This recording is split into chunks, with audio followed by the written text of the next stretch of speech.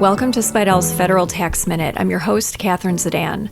This week, we're covering the expansion of IRC Section 529 qualified higher education expenses under the One Big Beautiful Bill Act. Get an update on the Act and any new guidance that's been released at Spidell's quarterly Federal Tax Update webinar on October 22nd.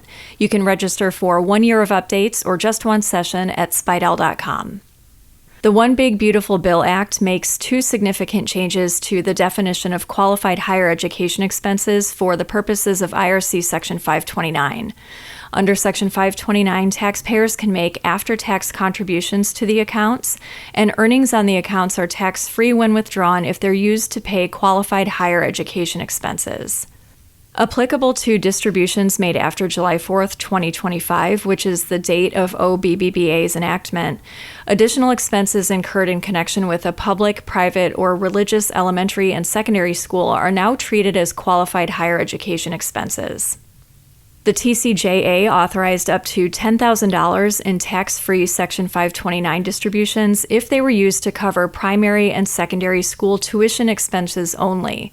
Under OBBBA, tax-free distributions of up to $10,000 can now be taken from a 529 plan to also cover the following primary and secondary school expenses: curriculum and curricular materials, books or other instructional materials, online educational materials, tuition for tutoring or educational classes outside of the home, including a tutoring facility, but only if the tutor or instructor is not related to the student and is licensed as a teacher by the state, has taught at an eligible education institution, or is a subject matter expert in the relevant subject.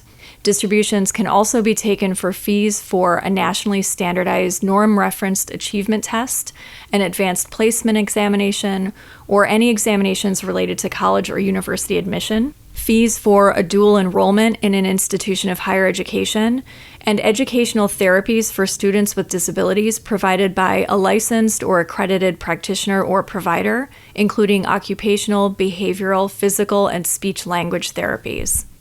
Also, beginning with the 2026 taxable year, the $10,000 limit for tax-free withdrawals for primary and secondary school expenses is increased to $20,000.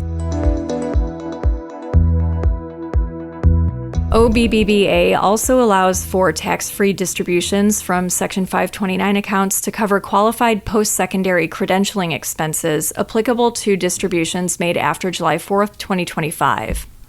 Qualified post-secondary credentialing expenses are defined as tuition, fees, books, supplies, and equipment required for the enrollment or attendance of a designated beneficiary in a recognized post-secondary credential program, or any other expense that would qualify as a higher education expense if the student was enrolled at an eligible educational institution, for example, computers and software if they're used primarily for school.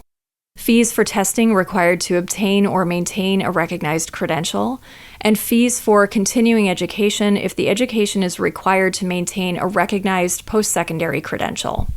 A recognized post-secondary credential means any post-secondary employment credential that's industry recognized, certificate of completion of an apprenticeship that's registered and certified with the Secretary of Labor under the National Apprenticeship Act, occupational or professional license issued or recognized by a state or the federal government, and a recognized post-secondary credential as defined under Section 3 of the Workforce Innovation and Opportunity Act. Attend Spidell's Federal Tax Update webinar and get updated on everything that happened during the year to be ready for filing season. See a list of topics covered and get registered at spidell.com under webinars.